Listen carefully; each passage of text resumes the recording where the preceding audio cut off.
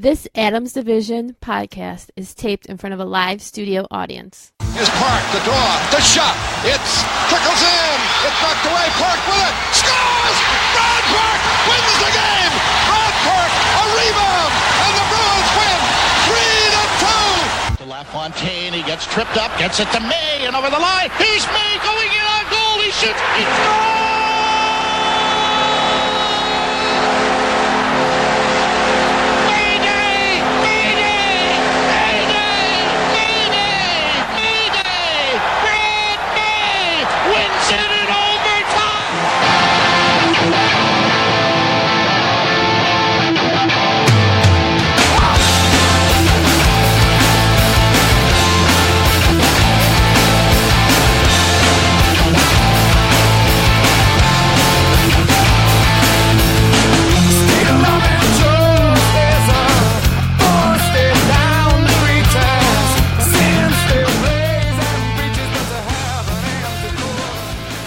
Once again, days have turned into weeks and weeks have turned into months, but finally the Adams Division podcast has returned.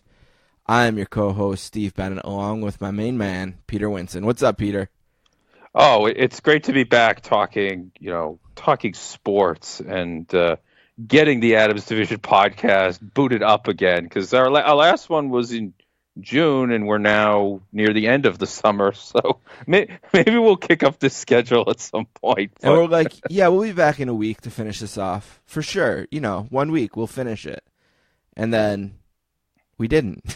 we're here now. So the business at hand is part 2 of our 10 favorite sports teams of our lifetimes. Or even before that, I guess. You could have had someone before your lifetime on the list, I suppose.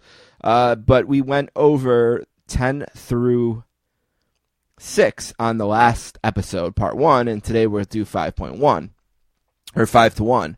We'll go over who our 10 to 5 was in a second. But what we're going to do is we're going to do 5 and 4 in a minute, and then we'll take a break. We'll do 3 and 2, and then we'll take another break. And we'll reveal our number ones. But quickly before we do that, we always want to let everyone who's nice enough to listen to the Adams Division podcast know they can listen to Peter and I on our other podcast. So quickly, my main show, this is my side piece. My main girl is the Sportscasters. You can find out more information about it at sports_casters. Email me for questions about it to sportscasters@gmail.com. And find it wherever you find this podcast. You can probably find that one. My latest episode just was released today as we record this, and it featured Stuart Mandel and Mike Triplett.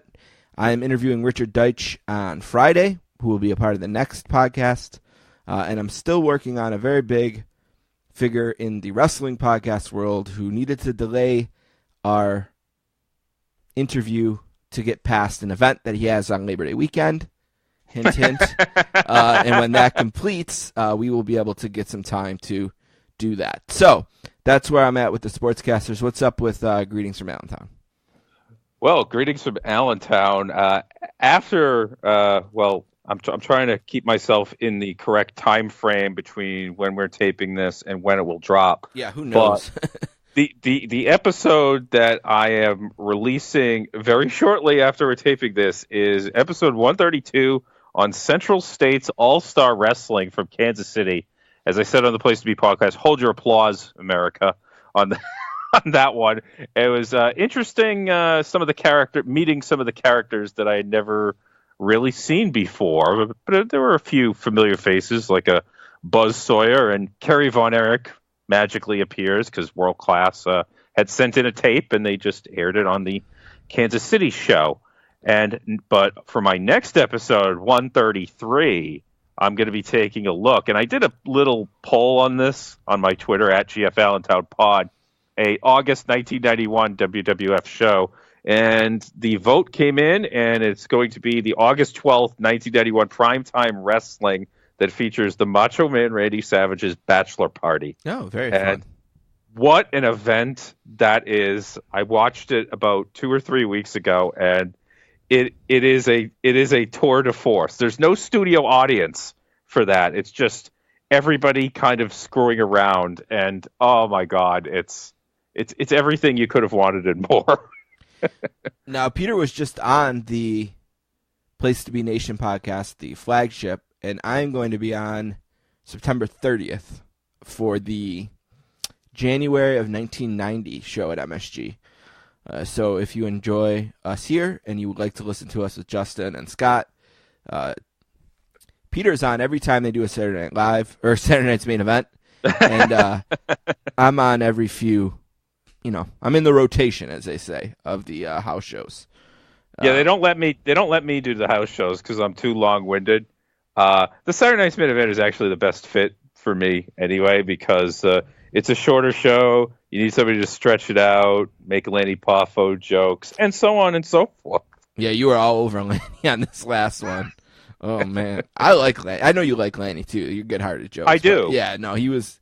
I was glad for him that that he had that moment with the genius. Okay, before we get too sidetracked, because we had to cut this one off because it got so long. The original plan was we were just going to do 10-1, but we got so long-winded that we had to cut it off and split it in two parts. Now, these are the teams that I had 10-6, and then Peter will give you his. At number 10, I had the 93-94 New York Rangers. And at number 9, I had the 1989 Oakland Athletics. Number 8, I had Sam Bradford's 08-09 Oklahoma Sooners football team. Number 7, I had the 2011-2012 New Orleans Saints. And at number 6, I had the world champion 1995 Atlanta Braves. Peter?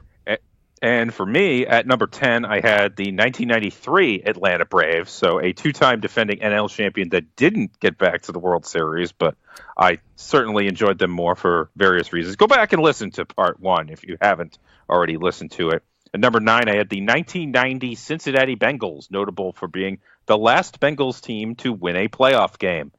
Number 8, the 1995 Houston Rockets for their historic playoff run, beating 4 different teams that had 50 wins in the regular season. I still think they're the only NBA team to accomplish that feat. At number 7, the 2004 curse-busting Boston Red Sox.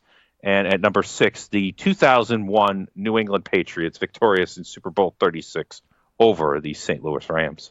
All right, now before we get going on our list this week, I have to talk real quickly about an oversight I made.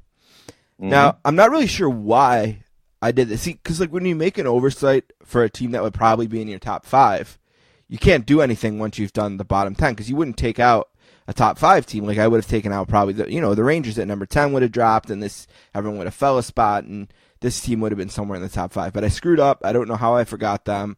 But the 2006 Italian national soccer team, winners of the World Cup, would absolutely be somewhere on my list. It's just a simple oversight mistake when I was making the list. I just let it slip my mind. But I've told the story before. In 1994, I watched the final with my grandmother, great-grandmother actually, who was from Italy. And when Roberto Baggio sailed the ball over the net, she cried. And I said, "Grandma, why are you crying? You don't even like soccer." And she said, "I am just sad for Italy." So she was sad for Italy. And then in 2006, a thrilling team that only let up one goal that wasn't a penalty. And Buffon and Pirlo and all the great players on that team. And then when they won against France, me and my brothers went to Grandma's grave and gave her a flag and let her know Italy was happy once again. So I oversight, my bad. Sorry, 2006 Italian national team. You would be in the top 5 somewhere. It's nice to get a reminder about that World Cup, because I remember 2002 very well for the U.S.'s run, and I remember 2010 in South Africa for those obnoxious horns that played throughout all the games. 2006 I mainly only remember for that Zidane headbutt, which may have been in the final. I don't recall. It was in the final. Yep. Actually, I believe it was an extra time of the final, believe it or not. So he could not take a penalty. Yeah. All right, I guess I will kick us off. Number 5, right? That's where we're at. Number 5. I have the 1992-93 Buffalo Sabres. That hurts. Really cool team. Yeah, really cool team. They were led by Alexander Mogilny, who scored 76 goals that year. Not enough to lead the league by himself, because Teemu Selanne scored 76 as well. Pat LaFontaine was dominant, and for the first time essentially in my lifetime. And I think they had won a first-round series when I was a baby. But for the first time in my life as a fan, they advanced out of the first round when they beat the Bruins in 4 games. And I think at least 3 of them were overtime. Definitely the last one. I know Bob Sweeney scored an overtime goal in Boston. And didn't Yuri Himalev score an overtime goal maybe in that series too? Or I believe so, yes. Yeah. There were 3 overtime games. And you know how I know that is because the 4th game that did not go to overtime, I actually attended that one, which was a 4-0 loss for the Bruins in the old Garden. And then maybe the even more interesting thing is the Sabres went on to play the Canadiens, who would go on to win the Stanley Cup. And they lost in 4 games, but every game was 3-2. Yeah. And Alexander Mogilny broke his leg in the series, which essentially ruined their chances. But every game was 1 goal, same score, and a few overtimes. If you remember, the Canadiens went 10-0 in overtime that year on their way to the Cup, which is incredible to win. 10 overtime games in the playoffs is silly. But yeah, just a really fun Sabres team. The first time they won a playoff series in my lifetime. Mogilny, anytime you'd go to a game and he touched the puck, it's like people would, move up their seat a little bit. Because he was always a threat to score. Anytime you get 76 in a year, you are. Pat LaFontaine was over 150 points for the year. Just a really cool team. Fond memories of them. I was at the May Day game, me and my dad. I actually had my first communion the day before. I made my first communion a little bit late because of hockey requirements the year that I was supposed to make it. So I finally got around to making it, and as part of my gift, my dad said, all right, let's go to the game tomorrow. We went down, and there was only standing room only seats. So we got standing room tickets, and during the overtime, I was sitting on the steps of the Oranges, which was the top section of the Odd. I was just sitting on the steps next to some random lady who was willing to allow me to sit next to her there, watching. And I remember in between the third period and the overtime, my dad bought me some M&Ms, and I had the bag of M&Ms. And when Brad May scored, I remember throwing the M&Ms like up in the air, Yeah. But yeah, just a really, just a fun team. Glad to have them number 5. They feel appropriately ranked there. If you think back, and after all, this is the Adams Division podcast, when the NHL had things arranged the way they did with the Adams and the Norris and the Patrick and the Smythe, and they had the top 4 teams make the playoffs in each division, that Sabres team might have been the best 4th place team out of, obviously I don't know every year's standings for 11 years, but I would say that Sabres team might have been the best 4th place team because that division was stacked. The Bruins were well over 100 points, and so were the Canadiens in the Quebec Nordiques, Quebec and Montreal playing in the first round. So the Sabres kind of, under the radar a little bit with those other teams. And indeed, they did break my heart because I saw that 93 Bruins team as the best chance to win a Stanley Cup in my lifetime to that point because they had a healthy Cam Neely, relatively healthy, for that playoffs. And he did score, I think, about 5 or 6 goals in the 4 games. The problem was Andy Moog kind of sucked for the Bruins. And this, as I said, the Sabres, they were not really a 4th place team. You could have dropped them in one of the other divisions, and they probably would have finished higher, I think. And I think it's one of those series, too, where if you play it again, it might be a sweep the other way because sometimes those overtime games are kind of a coin flip, when you get to that point of the game, when you have 3 of the 4 in overtime, That's true, although that 4-0 game in Boston, I just remember that being completely hopeless. And it was the second playoff game that I had ever been to. And, my birthday's in late April. So I would ask for a ticket, tickets to a playoff game for the first round or the second round as my birthday gift. The year before, I had seen the Bruins play the Sabres in the playoffs, and the Sabres won 2-0. And then the next year I go, and the Sabres win 4-0. So I kind of started thinking, well, could this possibly be my fault? And as it turned out, the Bruins lost the first 7 playoff games that I attended. So it wasn't only a Buffalo Sabres thing. It was a bunch of other factors. You got me thinking. I wonder if that May Day game was my first playoff game. Now that you say that, I wonder if that was my first playoff game. Probably. It probably was. they didn't have so many chances because they did miss the playoffs a bunch in the late 80s, and up to a certain point, the first round was a best of 5, although you would have been really young because I think 86 was the last year that they had the best of 5 in the first round. So if you didn't have home ice, you could play the entire regular season and only have one home playoff game at the end of it. Right, yeah. No, I think that probably was my first playoff game. Good way to go. I mean, it's an iconic game for sure. Certainly in Buffalo, it's iconic. I mean, the call is what almost makes it as iconic as it is. The Rick Jeanneret Mayday call, which is one of the great sports calls of all time. And probably the most famous Buffalo Sabres game, even though they've made the Stanley Cup Final in 2009. Well, certainly their most famous win. Maybe not their most famous game. Right, that's probably a no-goal game. Yeah. All right, what do you got for number 5? Because we'll have more Sabres later. For number 5, I go back to my early childhood, the 1986 Boston Red Sox. The first baseball team that I remember really well, although I went to a playoff game. I mean, I went to my first game at Fenway Park in 85, but that team finished 81 and 81 and was as bland as, the record would indicate. In 86, you got the Roger Clemens breakout, winning 24 games. People forget that he underwent a season-ending shoulder surgery the year before, and there was a thought that potentially his career was going to be sidelined, and then he managed to hang around and pitch for another 22 years amid great controversy.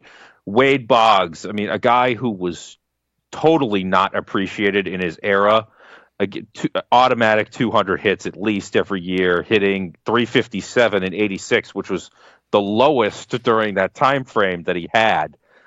Jim Rice, his last great year in a Red Sox uniform, and there was so much to see, and it was the first year that I went to quite a number of games. And seeing my team make the playoffs at such a young age, I thought, oh, well, is it always going to be this way? Well, no. And with the way the Red Sox were in that era, thank God, because when you get to the 86 playoffs, you get the most dramatic of comebacks against the Angels when you're down 3 runs in an elimination game in a game 5. Was that Dave Henderson? That would be Dave Henderson. And if you're gonna watch one baseball game, ever, and you don't even have to watch the entire game. Just check in on that game starting in the 6th inning and through the 9th, because the Angels should have won that game in the bottom of the 9th after the Henderson home run, but the Red Sox pitched out of it. And then, of course, there's the World Series, which, I mean, that's chapter and verse. As a 7-year-old, I went to bed the night of Game 7 with the Red Sox leading 3-0 in the 4th inning, and then woke up the next day and nearly crapped my pants when I saw the final of 8-5. I'm like, what the hell happened here? And you could have just said, well, that's the Red Sox, and that was pretty much the case from 1919 to about 2003, where those things would happen. But it was such a fun team. They got Tom Seaver as their trade deadline acquisition. I mean, how cool is that? He wraps up his career in a Red Sox uniform, and unfortunately he got hurt and didn't get a chance to pitch in the playoffs. Unlikely heroes, you mentioned Dave Henderson. Spike Owen contributed as the utility shortstop that they brought in a waiver deal as well. Just a really, really fun team that I look back on fondly, despite the way that it ended. The interesting thing about the 86 baseball season, I guess, for me, is that the 1985 Royals are the first champion I remember knowing about.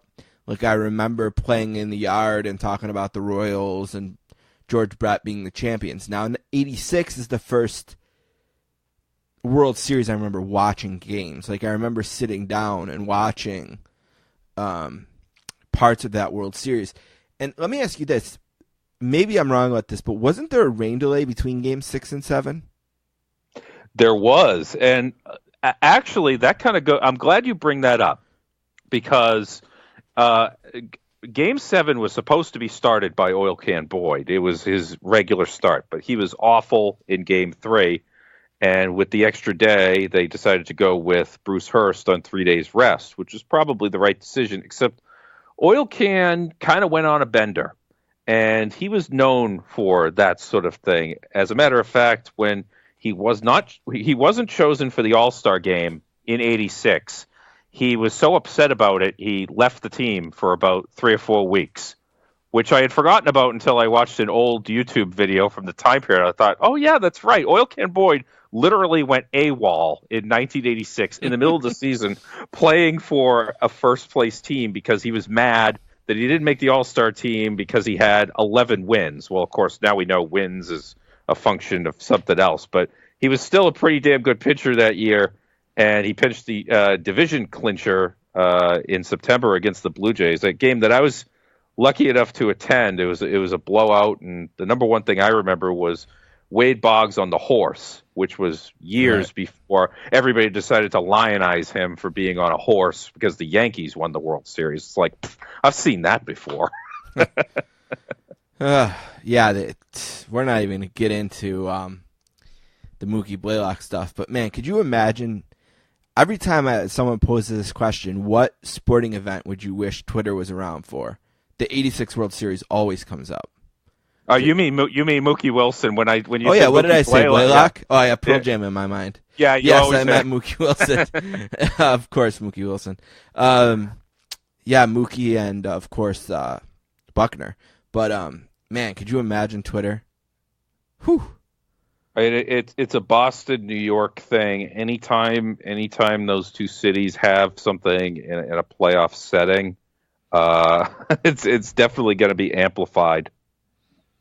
The last time the Mets won the World Series too, right?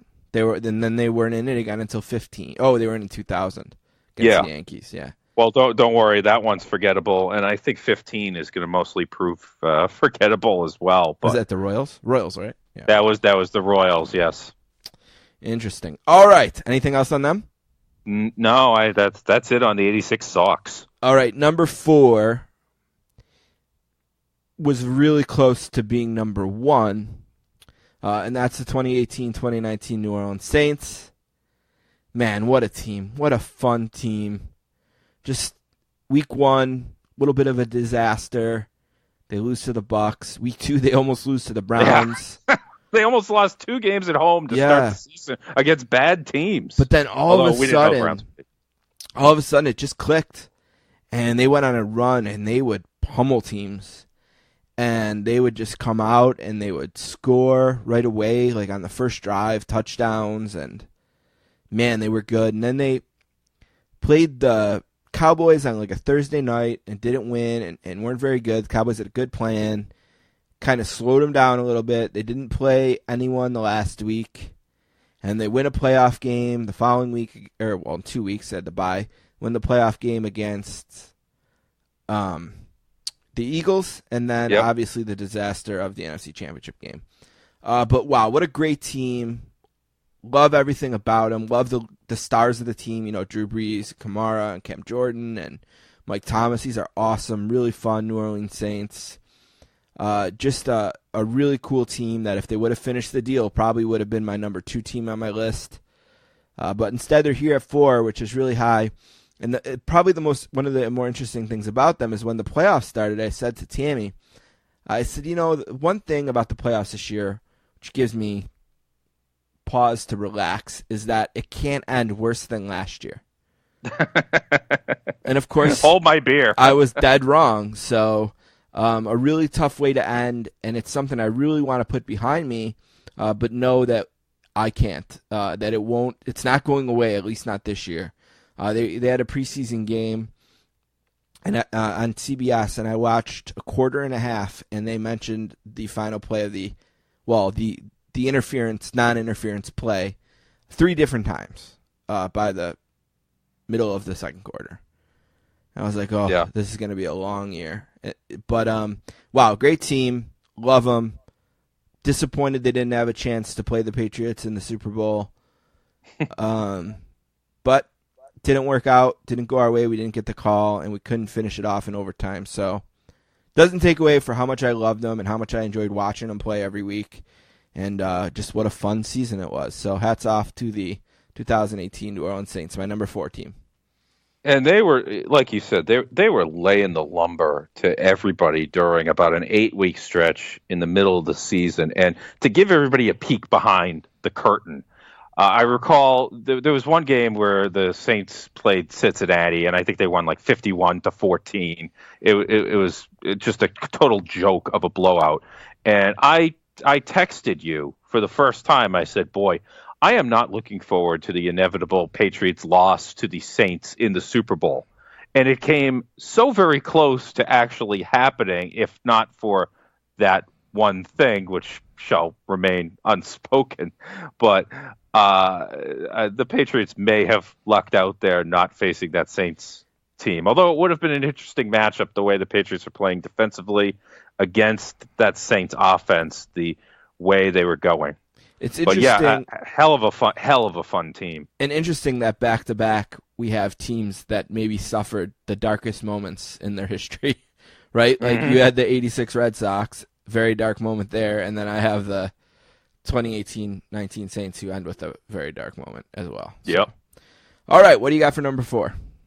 All right, so number 4, I had debated whether I could actually include this team on the list, and I said, you know what, screw it.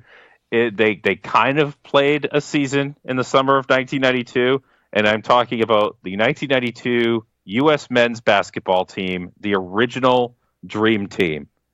And how could you not love a group that has Jordan, Magic, Bird, Barkley, and of course Christian Laettner, all on the same team? You're able to root for these guys that you root against during the regular season. It was a chance to see Magic play basketball again after he had to retire before the previous season with HIV.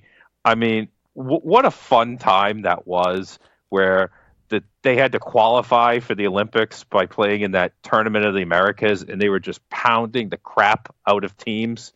I mean, some of the final scores, I should actually probably have these committed to memory, because I remember the gold medal game against the Croatia was the closest game that they played, and the final score was 117-85. That was the closest game that they played out of everything that they played. It's just the legendary stories of them in Monte Carlo, the famous intramural game where they went at it tooth and nail. I mean, I can't get enough in talking about that team, and I made sure that was appointment television for all of their games in the Barcelona Olympics and even in the Tournament of the Americas. On the Sportscasters, we feature books, and one of my favorite books in the history of the Sportscasters is a book called Dream Team by Jack McCallum, the Hall of Fame NBA writer. Incredible book, an incredible story, and the NBA Network actually did a documentary kind of piggybacking off the book, which is also called Dream Team, I believe, which is awesome. Wow, what a story. I think 11 Hall of Famers out of 12, and Christian Laettner, not a Hall of Famer, but college basketball Hall of Famer and a very good player. And it's also an interesting story on how he kind of ended up on the team, how initially they were going to do 6-6, and it ended up, being 11-1. But just, yeah, interesting. I remember them having like a tie-in at McDonald's. This is like back when, I guess I was 11, and I love going to McDonald's with my little brothers and stuff, and Dream Team was everywhere. On the cups, on the French fries. I always remember that for whatever reason. But, yeah, for someone who doesn't really care much for basketball, this is a really cool team and a really fun story. And, yeah, kick ass. And it's interesting because right now they have the anti-Dream Team playing. Right? Maybe the worst U.S. basketball team since they started having pros and stuff. Is playing right now somewhere. But here are the Olympic final scores. I mean, it was so. This is actually the last games that Larry Bird played in his career, was in these Olympics, and he was just kind of like a stand out at the 3-point line and shoot threes. So he was actually kind of more of a modern player in kind of his crippled state that he was. Here are the final scores for their 8 Olympic games. I had mentioned the Croatia gold medal game, 117-85. Versus Angola, 116-48. Wow. That's the famous game where Charles was Barkley throwing elbows. throwing elbows at poor Angolan players. Croatia 103-70. So that was a pretty close one, 33. Germany 111-68. Brazil 127-83. Spain 122-81. Puerto Rico 115-77. Actually, is that the close? No, that was 30 something points. And Lithuania, who's a very strong team, 41-point blowout, 127-76. And it could not be understated what that team, I think, did for international basketball in terms of, all right, this is the standard we're setting, and just the attention that they brought to the sport in other countries, because there's so many more international players in the NBA now versus in 1992. Sure, there were trailblazing players back then, but now it's much more commonplace, and I think it traces back to that dream team. And it is amazing how quickly the rest of the world did catch up. It only took till the 2004 Olympics for the U.S. to lose. But that's the only one they've lost, right? They've won every one except 04? Yeah, they regrouped in 08 and basically went with kind of a reboot with LeBron and Kobe and other guys, as I recall anyway. The Coach K era. It's kind of started after that, right? Yeah. Yeah, no, a really cool team, and I totally recommend that book by Jack McCollum called Dream Team. If you haven't read it, it's worth your time. It's one of the great sports books I've read, and I've read a lot of them. But really cool stories in there, like about how when they played Croatia, Tony Kukoc was on that team, and Scottie Pippen and Michael Jordan wanted that ass bad. Like, they were not going to let him play. They were all over his shit. They were, like, fighting over to be the one who would annoy him. So, yeah, really cool stuff. Oh, I mean, Gambling stories. Jordan is such a legend on so many levels, but I love the fact that he was going to refuse to participate in this if they put Isaiah Thomas on the team. He froze Isaiah off that team in retaliation for Isaiah when Jordan was at the '85 NBA All-Star game. The Eastern Conference guys led by Isaiah froze MJ out, and he's got a long memory. It's 7 years later when they were deciding who they were going to put on this team. He's still holding that grudge against Isaiah. Oh, I love it. It's so great. That is awesome. Yeah, what a great team. Good call. I like that one. For sure. All right, so we're going to break now, correct? Yes.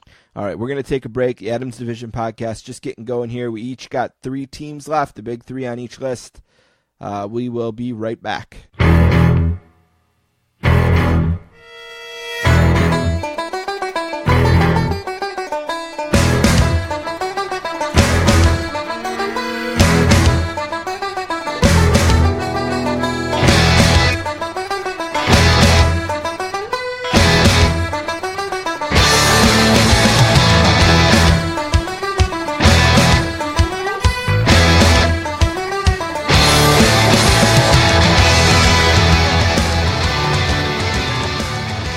The Adams Division podcast is back. I'm Steve Bennett.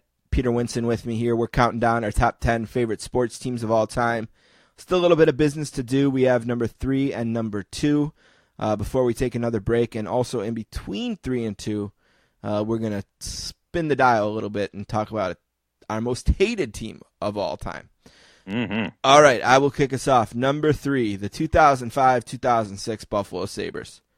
What a squad. It's interesting because the Sabres kind of lucked into this team because of a hunch that their general manager had.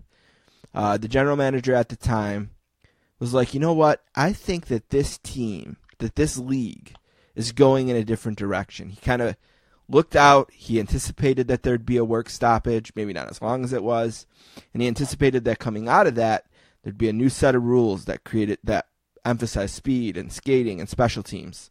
And because of that, the 2005-2006 Sabres became one of the best teams in the league. And it happened right in front of our eyes over the course of the season. There was actually a game early in the season against the Ottawa Senators in Buffalo, and Ottawa won 10-4. And they whooped our ass. And then the last time that Ottawa came to Buffalo before the playoffs, the Sabres won 3-2. Maxim Afinogenov scored in overtime, and it was a big game because it gave the Sabres the belief that they could beat Ottawa. They went into the first round of the playoffs. I was at game 1 with my brother Greg, and it's famous for 2 things. One, Danny Briere won in double overtime on his 13th shot of the night. And 2, Jay McKee killed R.J. Umberger in a hockey game. One of the great hits of all time. And then they went on and they beat Ottawa in 5 games, 3 overtime wins. Chris Drury scored in a 7-6 thriller to open that series, where they went back and forth and back and forth. And then in game 2, they won a close game in Ottawa, and unfortunately Tim Connolly got hurt, and Dmitry Kalinin got hurt in that game, which is the start of the attrition of this team. And then in game 3, J.P. Dumont won a game in overtime, where if you get to see the CBC feed, you can see John Muckler throw his cup in disgust at the wall, which is awesome. And then Jason Pominville won it in Ottawa on a shorthanded goal, where the Ottawa goalie, who just drowned, what's his name? I can't think of his name. Rest in peace. He just drowned. Ray Emery. Ray Emery, thank you. For some reason, didn't poke check and let Pominville just skate around him and stuff it in there. And then the devastation of the conference finals, where every time they won a game, they lost a defenseman. I was at game 6 of the conference finals. Again, Danny Briere scoring in overtime. He kind of bookended the home playoff games with overtime winners. And man, I wish everyone listening to this could have been with me to walk out of the building that night. Our arena, you kind of walk in the front, and there's this big atrium with escalators on both sides of it where you go up to go to the seating. And if you go up to the 300 level, there's 2 sets of us. You got to go up to the 100, then you go on the escalator again, you go up to the top. So we were in the 300s, and we're going down the escalators, and it's just getting louder and louder. And we want the cup chants, and let's go Buffalo chants, and just screaming. It was one of the coolest like civic pride moments of my life, just to be a Buffalonian, to be there for that. And then, of course, I woke up a couple days later to find out Jay McKee had a staph infection, and we'd have to play the conference finals with Game 7 with organization defensemen 5, 6, 7, 8, 9, and 10. And they had a lead going into the third period. Yeah. God. And just couldn't quite close it out. Rory Fitzpatrick did Rory Fitzpatrick things, leaving the puck between his legs for Rod Brind'Amour to score the go-ahead goal. But, man, what a team, what a run. I stand by 100% the fact that they would have absolutely won the Stanley Cup if they would have made it.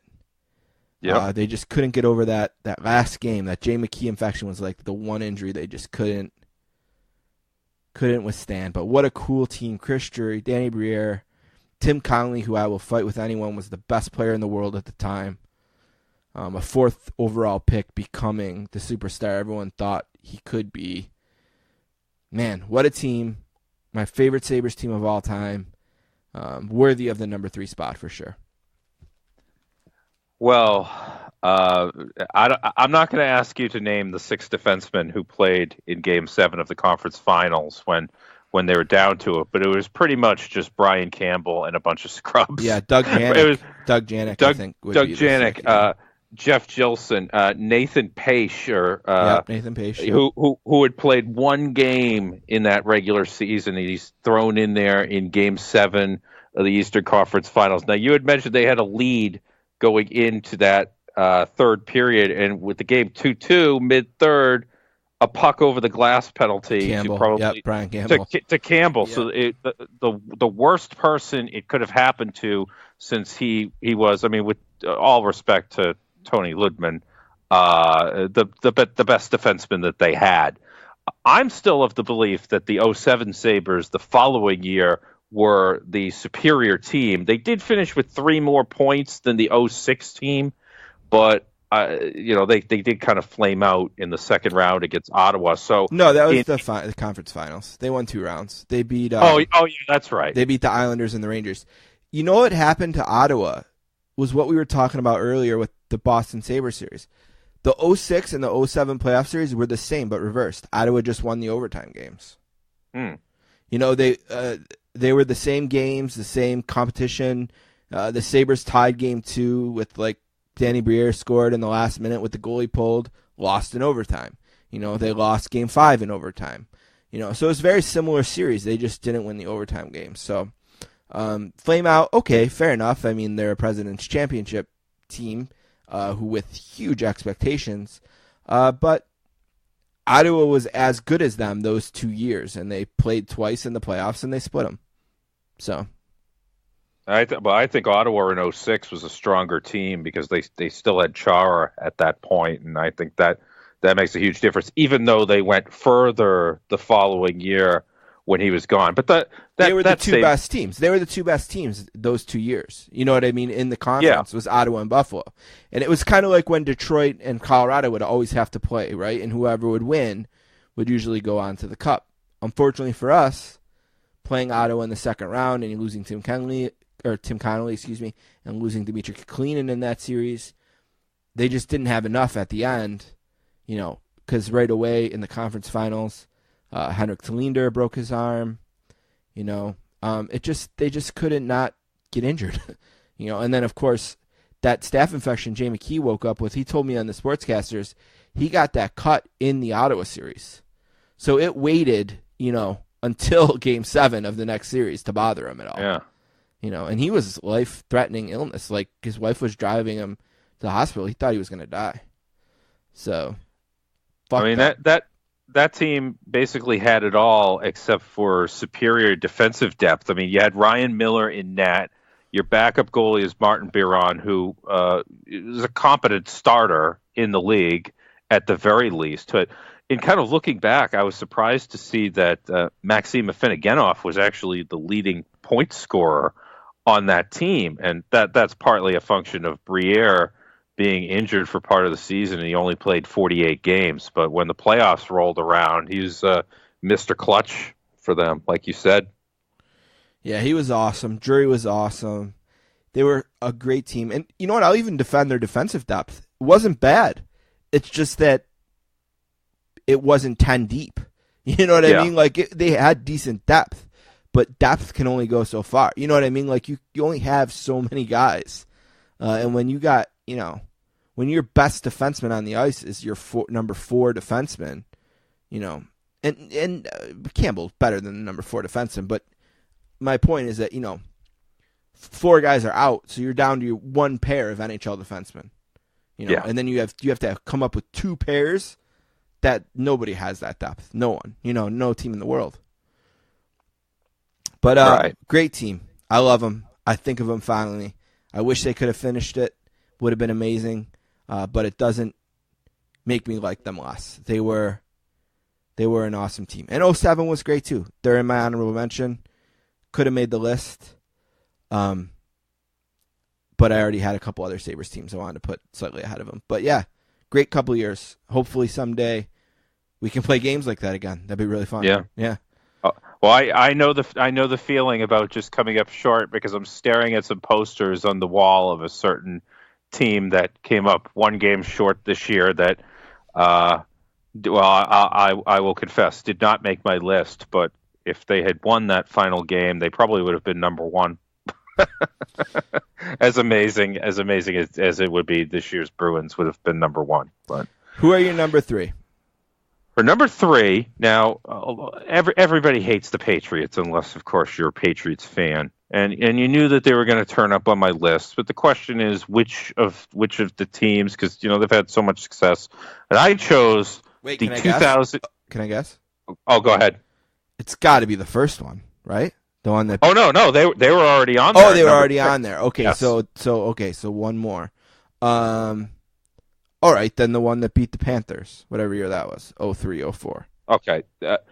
Those 2 teams, 01 and 03, and I mentioned this in part 1 of this podcast, They suffer from, I was not living in the Boston area. That's right. Yeah. The Patriots were not on Sunday Night Football 3 times a year during that time. In fact, I think Sunday Night Football was still on ESPN at that point and was actually secondary to Monday night. So I didn't get to see all the games.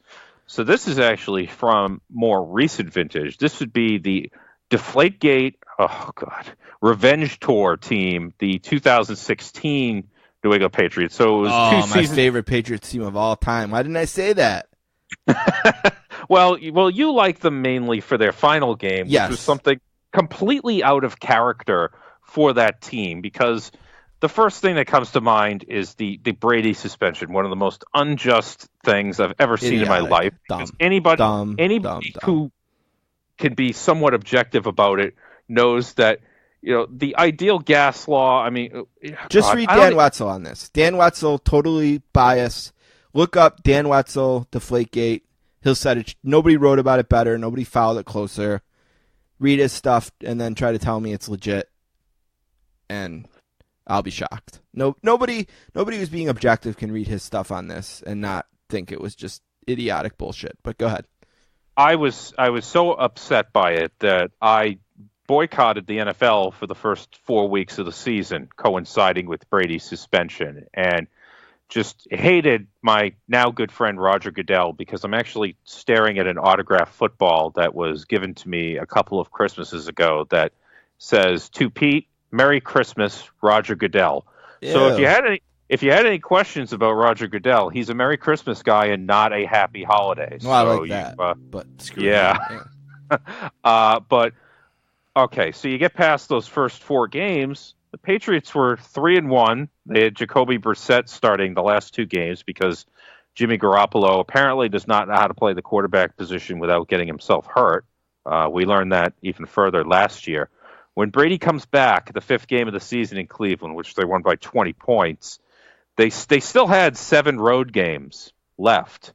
And wouldn't you know that they went 7-0 in those road games? Their only loss the rest of the season was, oddly enough, a home game to the Seahawks, 31-24 on a Sunday night, where clearly the Seahawks were out for revenge. Yep, from I remember the 49, game. And the way that they lost that. It was actually, they stopped the Patriots on the goal line at the end of the game in kind of a neat little twist, although it didn't feel that way at the time.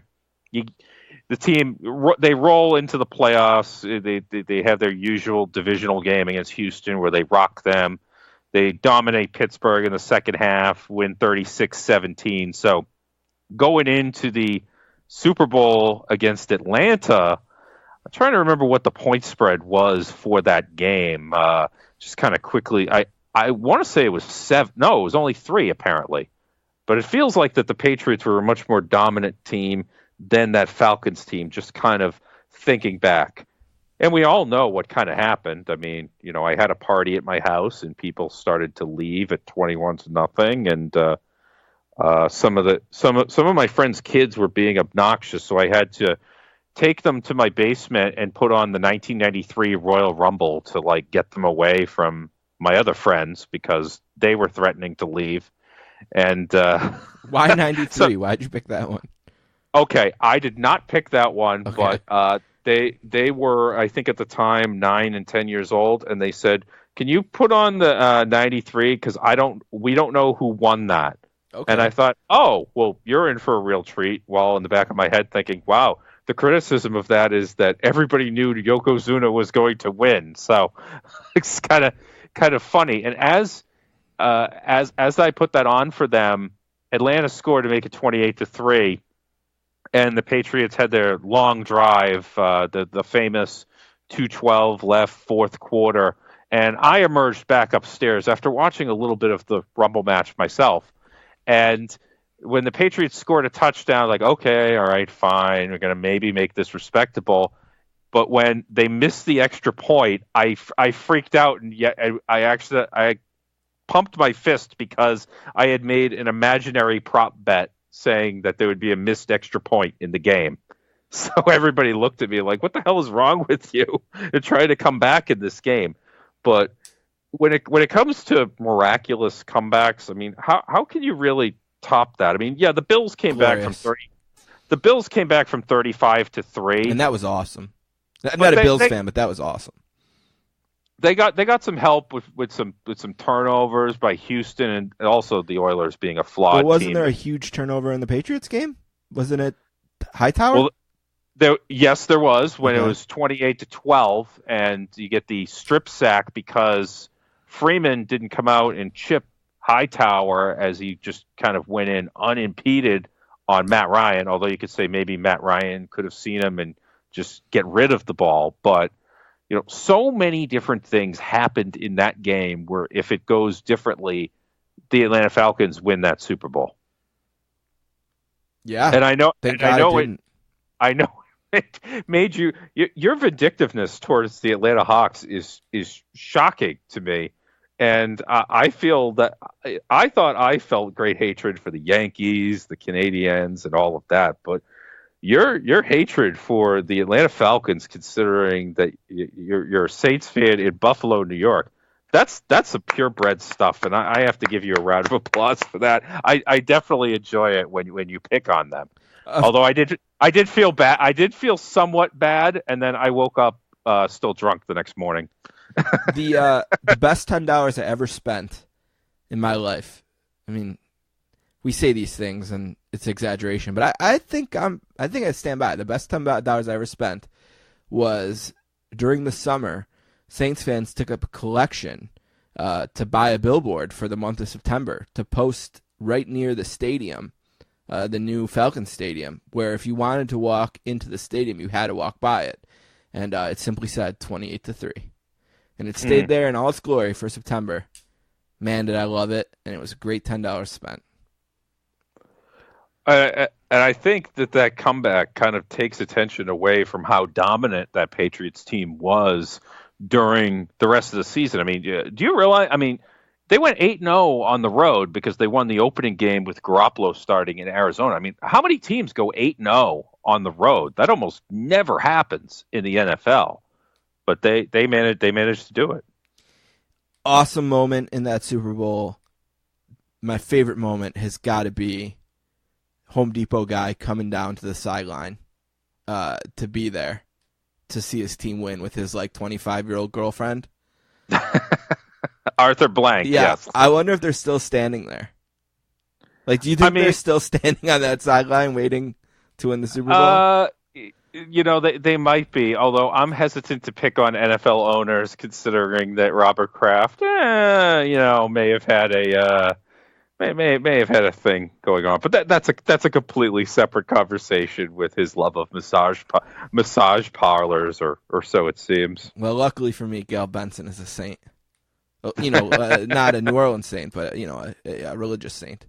Yes. God bless you, Gail Benson. Yeah. All right. Anything else on that team? No. All right. Screw you, Falcons. All right. My number 2 team. Oh, before we get to number 2. Oh, we got to do our hated teams. I had an idea. We're talking about these teams that we like so much, and I had just mentioned your general loathing for the Atlanta Falcons, and just to pick one, just one, the one single season team that you've hated the most. Who would that be for you? Well, I know the team, but I'm looking up the year. Because I'm not quite sure, is it this or that, you know what I mean? But I know how to find out. And it's a team that somehow went into Lambeau Field and won a playoff game as a road team. That you must be referring to the 2002 Atlanta Falcons? Yes. Yes. Easily my most hated team of all time. I hated Michael Vick. That dog-killing piece of shit. Hated him so much. So glad to see his demise. Hated this team. Wanted so badly for them to lose in the playoffs. And then, of course, they beat the Patriots, which was so disappointing. But then eventually they did lose. I can't remember to who. But, yeah, it's definitely a Falcons team. And it's definitely a Michael Vick Falcons team. And that one sticks out as my most hated because the Saints Well, they could be on possibly a most hated team. That Saints team that year, they started like 7-2. They were awesome. They beat the eventual Super Bowl champions twice, and then Aaron Brooks got hurt, but they kept playing him. They weren't putting Delhomme in, and they lost the last 3 games, including one to Cincinnati, who like won 2 games all year, and they didn't even make the playoffs. And then, of course, Atlanta slides into that spot, and they win a playoff game. Ugh, such a nightmare. Definitely that Falcons team. Now, for me, as much as I would like to pick the 1972 Miami Dolphins, even though I wasn't alive, and may Mercury Morris, well, whatever, I'm not going to say it, but suffice it to say that what the 2007 Patriots did was far more impressive, even though they lost the last game, than what the 72 Dolphins did with their easy-ass schedule with 2 teams that won 2 games on the season in their division. But anyway, my most loathed team, and this is certainly a function of too much YouTube watching on my part, the 1986-87 Detroit Pistons. I hate that fucking team so much. And yeah, I'm going to drop an F-bomb because that is how much I hate them. I hate Isaiah like to the absolute core. I'm so glad he's failed. He ran the CBA into the ground. He ran the Knicks into the ground. He ran pretty much everything into the ground. And then I said, oh, people only pay attention to Larry Bird because he's a white guy. Oh, give me a break. I mean, there's so much stuff from the 87 playoffs between the Pistons and the Celtics and the genuine hatred, them stomping Kevin McHale's foot that had a stress fracture in it that basically derailed his career. Lambeer starting fight after fight with Bird in Game 4, and then him getting his comeuppance, getting punched by Robert Parrish. And then all these other guys are Rick Mahorn, Dennis Rodman as a rookie before he started coloring his hair. I mean, there's so many loathsome characters on that team, and yet they were coached by Chuck Daly, who was the coach of the 92 Dream Team, one of my favorite teams. It just there seems like a certain difference there, but God, I hate those guys like so much. Oh, and I'm glad the Celtics beat them in Game 7. Wasn't there a 30 for 30 on them? There was one on the Bad Boys in general, but I think there might have been more focus on the 2 title teams. Right. Yeah. Interesting pick. I like it. A lot of passion in the hate from both of us. I like that. Maybe someday we'll do a most hated teams list. You would have thought I would have picked a Yankees team or the 2011 Canadiens or really any Canadiens team, but no. Oddly enough, it's the 87 Detroit Pistons that I hate more than any other. I stayed on brand and picked the Falcons team. So, yeah. All right. Let's go to my number 2. A glorious squad. The 2009-2010 New Orleans Saints, Super Bowl 44 champions. I've often said that Drew Brees has made all of my dreams as a sports fan come true. And this is the year it happened. They started 13-0. 13 wins in a row to start a season, which is more wins than any Saints team had ever won at the time. Right out of the gate. I apologize, but one of my favorite games was the Monday night game against the Patriots, only because it was like the Patriots, right? They were the gold standard, and it's like, well, are we this good? You know, can we stand up to these guys? And I remember there's a moment in that game where Devery Henderson scores a long touchdown, and he catches it, and you would have needed 100-yard TV to see a Patriot in the screen. Like, he just got so open. It's such a cool moment in the season. There's the moment where Robert Meacham in Washington strips an interceptor of a Drew Brees pass, strips the ball out of his hands and returns it for a touchdown. And they win that game because the kicker for the Redskins missed like a 25-yarder that would have put them up 10 in the last minute. But wow, what a cool team. And then they lose the last 3 games. Now the third game they lost because they didn't play anyone because they had already clinched home field. But I was a little nervous. And then the Cardinals scored first in the playoff game. They go up 7-0. Pretty long run, if I recall, by Tim Hightower, I believe. But then 70 yards. Yeah, Reggie Bush plays just an amazing Reggie Bush game. Long punt return, long touchdown rushing. They win that game. They win the NFC Championship game in a thriller in overtime. That actually ended up being the game where they changed the rules to allow each team to possess the ball once. And then the Super Bowl against Peyton Manning, the pick six, Tracy Porter. And I should mention that in my life at this time, I was pretty sick. I got sick and was in the hospital for the St. Louis game, which I think was in November sometime. I was in the hospital with a pneumonia, and they decided I was going to need the surgery. I had the surgery like in January. So during the playoff games, like my mom was like a nervous wreck. It's like telling my brother Greg, like, oh, you got to sit next to him at all times to make sure he, doesn't get out of control and stays in his seat. And I did pretty good until Tracy Porter picked off that Peyton Manning pass. And then not even Greg could keep me pinned to the couch. And I allowed myself to enjoy it. I think I was screaming over and over, holy shit, we're going to win the Super Bowl.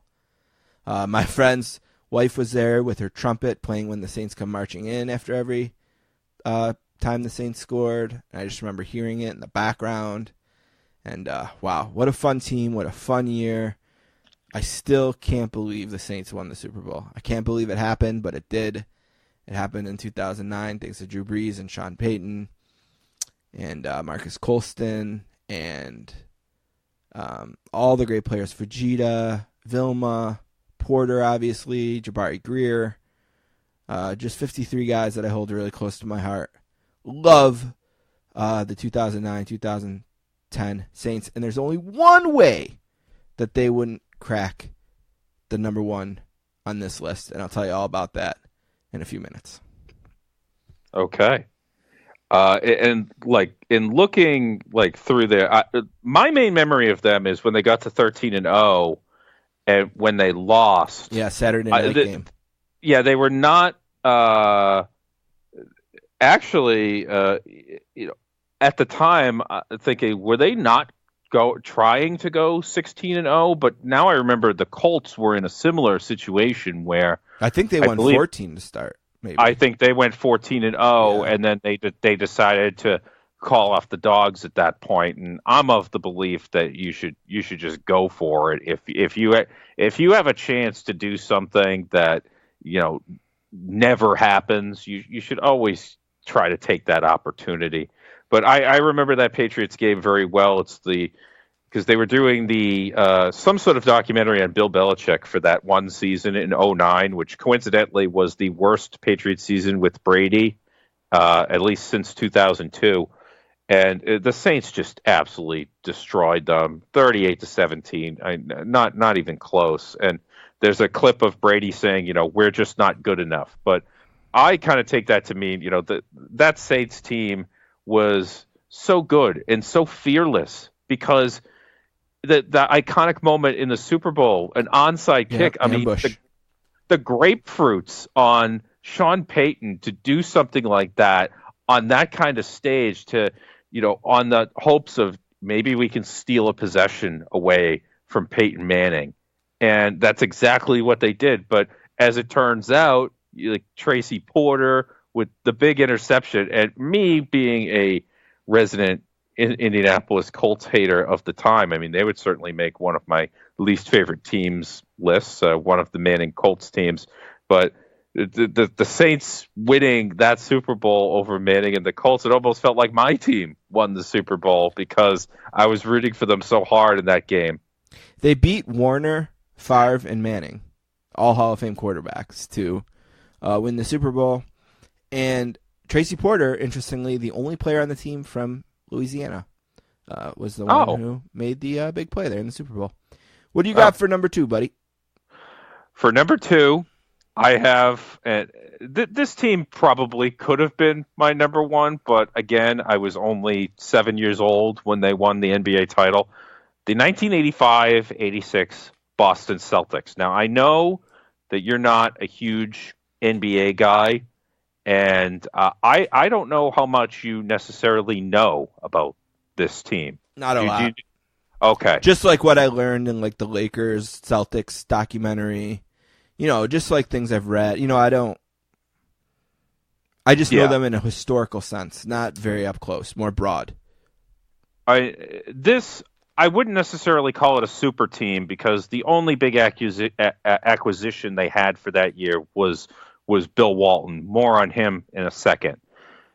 They went 40-1 at home that regular season. The one loss was to Portland by about 17 points. That was the only game that they lost by more than 10 points for the entire season. And in fact, they went 67-15, and that 15 was kind of a product of them getting bored against mediocre teams. I mean, you had these storylines like Larry Bird deciding to play a game left-handed against the Portland Trailblazers. And when asked why he did that, he said, "I'm saving my right hand for the Lakers on Sunday." I mean, this is Larry Bird at his absolute apex, playing with a prime Kevin McHale, who did get hurt in midseason, Robert Parrish, who, he was still an old guy at that point. He was about 35, 36 years old even then. I might be mixing up the ages in my head. Dennis Johnson, a young Danny Ainge, and I had mentioned Bill Walton, which it was the healthiest season of his career. And I have the contention that no single athlete in all of sports history has ever been happier in a situation than Bill Walton was on the 1986 Boston Celtics. He was so happy to be there and healthy and contributing. And the joy that he had, like, it translates through when I watch clips of this team on YouTube. And I'm not just saying that because I posted the 86 Celtics video yearbook on my YouTube channel.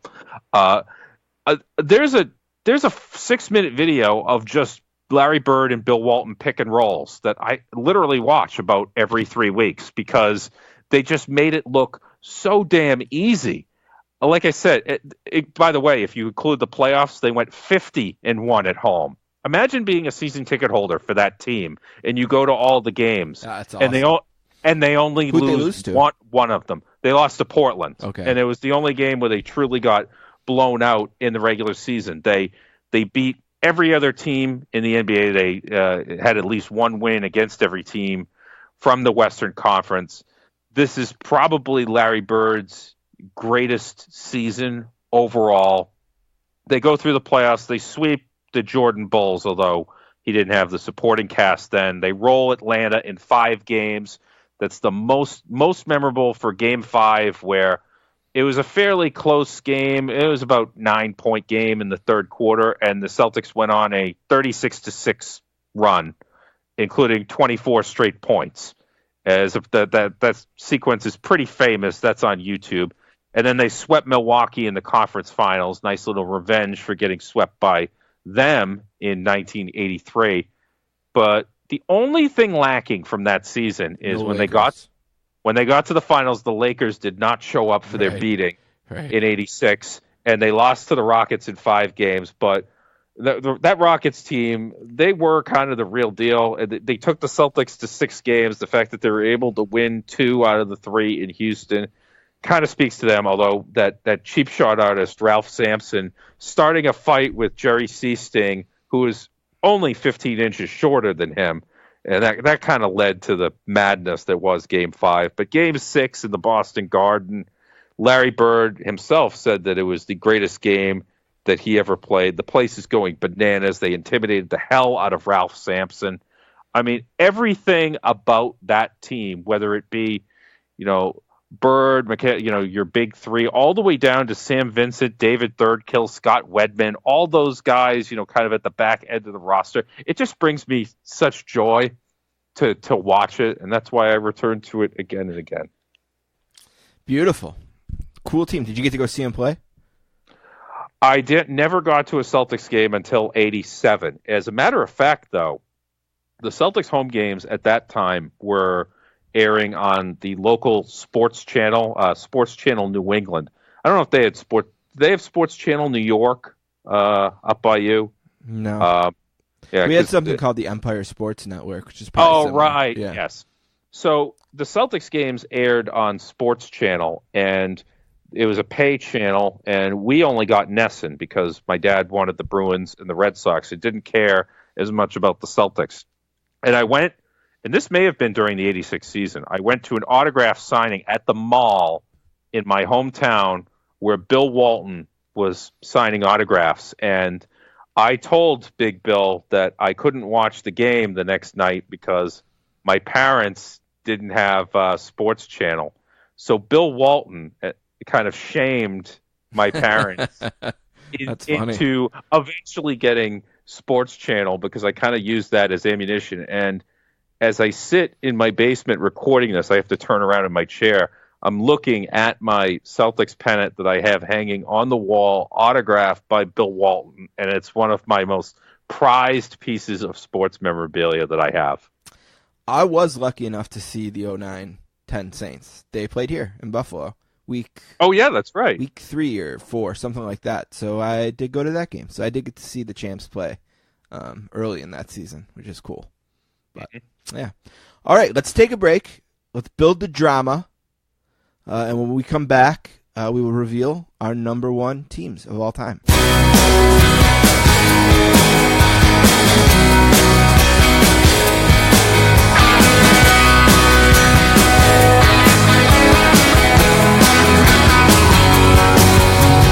Broadway's dark tonight. A little bit weaker than you used to be. All right, we are back. The Adams Division Podcast. We've been counting down our top 10 favorite sports teams of all time. And real quickly, we just wanted to thank some of our friends at Place to Be Nation. Before we do that, I wanted to mention the Sportscasters. Don't forget about my podcast. I mentioned that recently some of the guests are Stuart Mandel, Mike Triplett has been on recently, and Richard Deitch is coming up real soon, along with a wrestling guest that if anyone listens to wrestling podcasts, you've certainly heard his southern drawl before. All right. We will go ahead, Peter. What's up with Greetings from Allentown? And you got some Place to Be plugs, too. Yeah, Greetings from Allentown. They got coming up a Primetime Wrestling from 1991. I've only done one of those before, which would be the August 12th edition, the Macho Man's Bachelor Party. And the episode I got out now is on Central States Wrestling from March 10th, 1984. Somehow managed to pick the one Kansas City show that has no references to Harley Race. I don't know how I managed to do that, but it's kind of an ongoing thing as I go through the episode. And you'd mentioned Place to Be Nation, and I do want to say a few words about our friends on the Place to Be Pop feed. I never say it correctly. I can never say it like Chad Campbell does it. The Place to Be Pop feed coming out. We got the Marvel Age podcast and the DC Comics as well. It's a veritable podcast heaven for comics fans, I must say. And this week we got the Year in Pop 1977 with Andy Atherton and Scott Criscolo, two guys who were actually alive in 1977. I don't think I certainly can't say that, but I was -3. I kind of wanted to say I remember 1977. I remember going to concerts and I saw the Led Zeppelin, but that reference might be lost on people because that's the Everclear song AM Radio, and it's entirely possible I might be the only person who remembers that one. But also on the pop feed, you got other great shows such as Geek and Sassy, Looking Forward, Looking Back, which featured yours truly a couple of weeks back, looking ahead at the NFL season and looking back at the NBA and NHL seasons. Okay. And I already plugged this Year in Pop, so that means it's up to me. The wrestling feed. Yes. The main feed, and of course one of the great podcasts of all time, the Place to Be Nation flagship show. You were on the latest one. I will be on September 30th, so probably a few episodes from now. Check that out. Scott also has the Main Event podcast. There's a new episode of that going up on August 30th. What else is on that feed? The Ticket Show, right? Row 1, Seat 1. Row 1, Seat 1 is on that feed too. They had some football talk on 824, but they're going to go back to their normal format. I heard Justin say after that. And I think that kind of covers it. There's other stuff on there. You Don't Know Billy Jack is on there. Good show. Billy Jerk, I think, would have been a better title. But the Place to Be Nation pop feed and main feed, we're on there, so check us out on there. And thanks to Justin and Scott. All right. With all that said, you think I missed a big one? Anything else I should have said? Well, I don't know. Peter? I did a pretty terrible job getting through it. And if I don't mention Talkin' Pop and Freak Out Drive-In, Jenny will probably cut my balls off or something to that effect. Also, Extreme Three-Way Dance, a newish show on the Place to Be Wrestling feed for all your ECW needs. Because if there's one complaint that I get from my show from time to time, it's that I don't do enough ECW. Which I think part of it is I get annoyed by the fact that they don't have the original music, because it was so integral to the experience of ECW at the time. Yeah, from when I was watching it. Taz coming out to that Kiss song.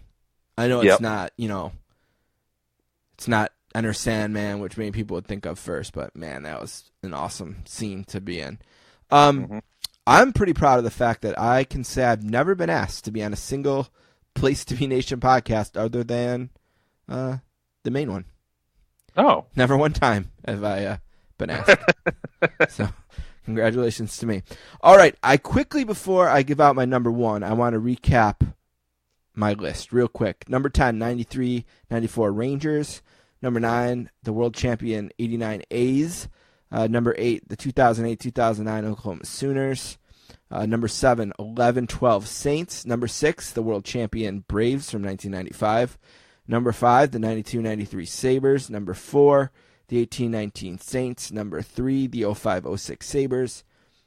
And shockingly, maybe to some, number 2, the 09-10 Saints. Now, how possibly could they be kept off of the top slot? I assume you know, Peter, but my number one team is the 2012-2013 Yale Bulldogs ice hockey team, the national champion Yale Bulldog ice hockey team. Let me tell you a story. Boston College, way back way back in the late 90s, early 2000s, they really started doing a lot of recruiting in Buffalo, and they recruited two guys in particular. One was Jeff Farkas, and the other was Brian Gianta, who was technically from Rochester but played his youth hockey in Buffalo. He was on the Junior Sabres, and he was basically a Buffalo hockey player from Rochester. But those two guys went to BC, big recruits, like 5-star hockey recruits. And they went there to win the national championship. BC hadn't won one in years and years and years, 40, 50 years, something like that. Been a long drought. And Farkas never got the job done. Came close, Final Fours, championship games, couldn't win it. And it got to the senior year for Gianta, who was 1 year behind Farkas. So that team, I just remember my brother Anthony and I watching the championship game. We were at a party. My dad's friend had a party, and we said we wanted to watch this game. And he's like, well, you can go in there. There's a little TV in there. And it was literally a 13-inch color TV back when, wouldn't be that rare to watch something on a 13-inch color TV. Yeah. And my brother and I, who was 11 years younger than me, we sat and we watched this game, which went to overtime, and we watched BC win the national championship in overtime. Finally, the monkey was off their back, and it was such a cool thing, and me and my brother just watched them celebrate and talked about how awesome it was and how cool it would be, to play in the tournament even, or to play D1 hockey. And fast forward all these years later, and it turns out my brother has a chance to play D1 hockey, and he's playing a game in Green Bay, Wisconsin, and he looks over at his bench, and Jerry York is standing on the bench. And Jerry York is there because he came to watch him play. And, the next day, some big like connected hockey players or hockey people in Buffalo were messaging my brother, and they're saying like, congratulations on BC. That's so cool. Now, he hadn't heard back from BC yet, but based on the people who were saying this, we assumed he was going to get a full offer from BC, and he was going to take it. Well, later in that day, it turns out they offered him a 3-for-4. So basically, they guarantee the 3 years of the scholarship, and they'll talk to you later about the fourth. And it was all of my brother's other offers were full. So he was like, as much as I always wanted to go to BC, as much as I basically turned down RPI just for a chance to go on the recruiting trip to BC, where the player that he stayed with on the recruiting trip was, oh, Jesus, I can't think of his name. The Rangers player, Chris Kreider. Yeah. That's who hosted him. And then, like I said, Jerry York came to the game, whatever. So he ended up going to Yale, turning them down, going to Yale. And freshman year, they didn't make the tournament. At sophomore year, they played a game in BC. And they should have won and didn't. They tied the game. But it was a big moment where they had tied the defending national champions in their arena. And then they went to Colorado to play Colorado College and Denver, two big teams out west, and won both of those games. And they kind of were home for Christmas thinking, we can beat anyone in the country, we can win the national championship. So you fast forward a little bit further into the season, and their starting goaltender hurts his knee, he's out of the lineup, and they lose 6 straight games. And I'm in the hospital at the time. And my brother calls me, and I've never heard him so defeated. He's like, I don't want to be here. I made the wrong choice. We can't win a game. We're not going to make the tournament. Kenny's going to leave. Kenny Agostino is going to leave. This is all, just everything you could think of. It was bad for him. Mm-hmm. And I'm like, look it, dude. Could be worse. You could be me. And, you're spending your days in the hospital. Like, it's not that bad. You're getting pampered at one of the great universities in the world. Like, tough it up. You guys will be in Pittsburgh. I'll get ready here, and I'll meet you there. Because Pittsburgh is where the Frozen Four was. So I kind of talked him off the ledge. Starting goalie came back. They got hot. They won 6 games in a row. And then they went to Atlantic City for the ECAC championships, a virtual lock to make the tournament. Well, they screw that up. They lose both games. And they need Notre Dame to beat Michigan on the last game of the season and end Michigan's 23 straight years in the tournament to find a way in. Notre Dame wins the game. They get in the tournament. They're the last seed. They beat Minnesota in the first game in overtime. They beat North Dakota in the second game, which is maybe the best game my brother ever played in his life. 2 third-period assists. They win that game. They go to the Frozen Four. So here we are at the Frozen Four, just like I told them. They're playing the Hockey East regular season champion and playoff champions in Massachusetts Lowell. They beat them in overtime. Andrew Miller, the greatest Yale hockey player of all time, scores in overtime to beat them in a game where by the time Yale finally won, I think it was 7 minutes in overtime, Mass Lowell hadn't recorded a shot on goal in the game since there was 9 minutes left in the third period. Wow. And they go to the championship to play Quinnipiac, a conference rival, a state rival, a team that had beat them 3 times already. And I remember I woke up that day and I had this feeling like, oh my God, he's going to probably finish second again. Because my brother had finished second in 3 state championships, a prep championship, countless other tournaments across Canada growing up. He's a second place guy. A lot of second place trophies, a lot of silver medals. I just kind of had that feeling. I remember just kind of thinking like, man, I just hope there's some way that it doesn't end that way again. And some way it didn't. They won 4-0. They beat 3 number 1 seeds and a number 2 seed to win the national championship, which I think they're the only team that's ever done that. An unbelievable run and an unbelievable moment where the confetti was falling down in Pittsburgh, and I was thinking about that night way back when, and watching that little TV with my little brother, watching BC win the championship and saying, wow, wouldn't this be cool? And it actually happened. Like a dream actually came true. And it was one of the greatest moments of my life. And despite everything I had been through that year, I had to have a bowel resectioning. I spent January 28th to March 14th in the hospital, had major surgery. Didn't matter. It was all erased. And that night at the hotel, we took a picture. My brother Anthony, myself, and my brother Greg. We didn't know a picture was being taken. We were just saying goodnight to each other because I had to go back to my friend Matt's house where I was staying. I had used all the energy I had for that day. My uncle snapped a picture, and somehow that ended up being like a sensation online thanks to Richard Deitch. And we went viral. We were on CNN.com and eNews.com and the CBS Evening News and Good Morning America. The picture was everywhere. And there was a cover story about me and Anthony in the New Haven Register. Just a really unbelievable season, an unbelievable moment. It wasn't my brother's best season statistically. He didn't score a lot of goals. They didn't ask him to. They're asking him to do something else. But when it really mattered, he played his best game in the regional final against North Dakota. And, just unbelievable. An unbelievable team. An unbelievable moment in my life, in my family's life. Something we'll never forget. And that's why the Yale Bulldogs from 2012, 2013 were the national champions. And if you ever go to Ingalls Rink, be sure to take a look at the banner. It's there forever. It flies there forever. And I'm proud of that. My brother's proud of that. He's got a beautiful championship ring that he never wears. But yeah, unbelievable.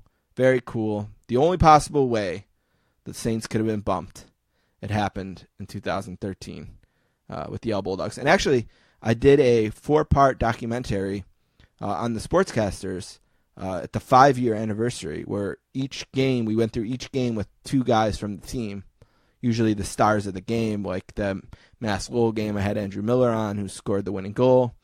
The championship game, I had Jeff Malcolm, the goalie, on, who had a shutout, and also an interview with Keith Elaine, the coach. So that's really cool if you want to check that out. That's on the Sportscasters feed. But that's my story. That's my number one, the Yale Bulldogs hockey team from 2013. That type of thing is always so much better when there's a personal attachment. But to your point, your brother did get into the box score in the national championship game. Do you remember how? Do you have a penalty? He served a too many men on the ice penalty midway through the second period. I was going to say, I didn't think he had a penalty. Well, sometimes in the box score they don't list who served the penalty, but sometimes they do. And indeed, he served that. But being part of a championship team, you can never take that away from him, even if he doesn't wear the ring. He's one of the few players who played in every game that season too. I think there was like 3 or 4 of them played in every single game. Like I said, it wasn't his best season statistically, but he was a sophomore and he was playing a non-scoring role. And he actually scored in the BC game, but he didn't get credit for it. And they gave it to someone, a senior, who was his first ever goal. And he's like, I'm not going in there and saying like, oh, I tipped that. You know what I mean? He's like, he can just have that one, like whatever. But kind of a funny thing about being in the box score. The next year they played Harvard at Madison Square Garden, right? And it's another whole story. Like we went to a game together there, and it's so cool to see him play there. And like the second goal is scored by a Boston kid named Mike Doherty on an assist by Anthony. So I'm so excited to hear his name on the loudspeaker, right? And they're like, Yale goal scored by number 24, Michael Doherty, assisted by number 19, Jimmy Vesey. Doherty from Vesey they read the 19 on the other team. Oh my God, are you kidding me? No wonder why you have it out for Jimmy Vesey so much. Isn't that crazy? God. Yeah. I mean, you have enough. Well, I guess you don't have it out for him anymore because he's a Buffalo Sabre. He's still dead to me. Still dead to me. Yeah. He's gonna have to score like Game 7 in the Stanley Cup Final overtime to like get out of this hole. But yeah, cool. What a year, and like it's just so cool too that like we somehow went viral in relation to the championship too. Then I remember like the next year I was watching like the Dartmouth game, and like Anthony came up and the announcer's like, Anthony had an interesting off season. Him and his brothers were, went viral, and he's telling this story. I'm like, this is so cool. This is the coolest thing that's ever going to happen in my life. So thanks to Richard Deitch for that. Actually talking to Richard Friday. So Yes. yeah, that was very cool. All right, what do you got? Recap your list first, if you have it in front of you, and then give me number 1. Oh, I do. Number 10, 1993 Atlanta Braves. Number 9, the 1990 Cincinnati Bengals. Number 8, the 1995 Houston Rockets. Number 7, the 2004 Boston Red Sox. Number 6, 2001 New England Patriots. Number 5, the 1986 Boston Red Sox. Number 4, the 1992 U.S. Men's Olympic Basketball Team, the original Dream Team. Number 3, the 2016 New England Patriots. And at number 2, the 1985-86 Boston Celtics. And for anybody who knows me and knows how my kind of identity is wrapped up around one franchise, I mean, for those who follow my civilian Twitter account, it has the team's name in the handle. The fact that I have yet to mention the Boston Bruins is kind of the elephant in the room. So with that in mind, clearly my number 1 is the 2010-2011 Stanley Cup champion Boston Bruins. Game 7 winners. They managed to get it done in a Game 7, albeit on the road in Vancouver with, I'm not sure if you know this story or even remember who this guy is. Do you know the gangster Whitey Bulger? Or is that too much of a Boston thing? No, I know his story for sure. He was one of the FBI's 10 most wanted people on the list with I guess Bin Laden had just been killed during that playoffs. It's amazing how I think of it. Bin Laden was killed during the 2011 Cup playoffs. But he was found in Santa Monica, and he actually snuck up to Vancouver to go to Game 7, is what the story is. That's awesome. And then he got busted in Santa Monica 8 days later.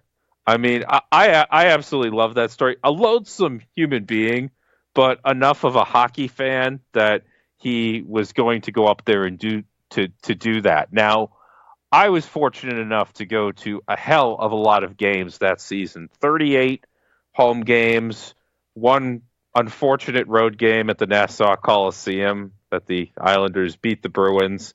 And all the home games in the playoffs, I believe there were 13 of them. Back when this was before the NHL figured out that they could charge season ticket holders whatever the hell they want for the playoffs because they knew we were going to pay it. I mean, I think per game, the Stanley Cup final was $73, which sounds like a lot, but I've paid more than that to go to pretty much every Springsteen concert that I've ever been to. That team the year before had blown a 3-0 lead in the playoffs, rather infamously, to Philadelphia. And while they may have had an excuse of injuries and guys coming back from injury by Philadelphia, I mean, the fact was that stink was kind of hanging over that team going into the next season. And to his credit, the now much maligned, and deservedly so, Peter Chiarelli, definitely did not screw up that offseason for the Bruins. They got they had the draft pick to take Tyler Seguin second overall. They made the trade with that. Having that pick allowed them to move their first round pick and Dennis Weidman in his somewhat onerous contract in exchange for Nathan Horton and Gregory Campbell, two guys who would be major contributors on this team. Now, when it comes to Stanley Cup champions, they might not be, I guess, the strongest one that anybody has ever seen. They only won 46 games in the regular season. They finished with only 103 points, which, by the way, was 4 more points than the 2019 Blues. I don't know why I feel the need to point that out, but I do.